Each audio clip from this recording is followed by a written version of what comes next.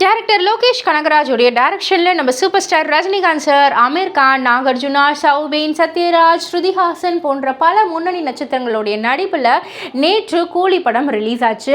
So ரசிகர்கள் எல்லாருமே பயங்கரமான ஒரு கோஷான ஒரு கொண்டாட்டத்தை வந்து கொடுத்துட்டாங்க.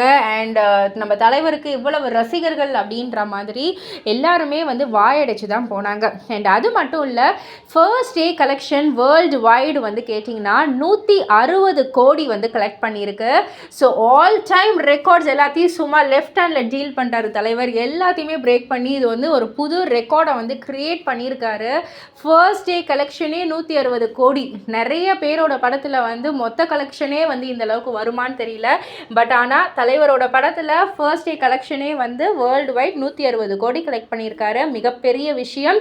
ஸோ ரசிகர்கள் எல்லாருமே கொண்டாடிக்கிட்டு இருக்காங்க. சரி, ஓகே, நீங்கள் இந்த படத்தை பார்த்துட்டிங்களா? உங்களுடைய ஒப்பீனியன் என்ன அப்படின்றதெல்லாம் கீழே உள்ள கமெண்ட் பாக்ஸில் குறிப்பிட்டு சொல்லுங்கள். அண்ட் மறக்காமல் சினி வேர்ல்ட் சேனலை சப்ஸ்கிரைப் பண்ணி பக்கத்தில் உள்ள பெல் ஐக்கானையும் கிளிக் பண்ணிவிடுங்க.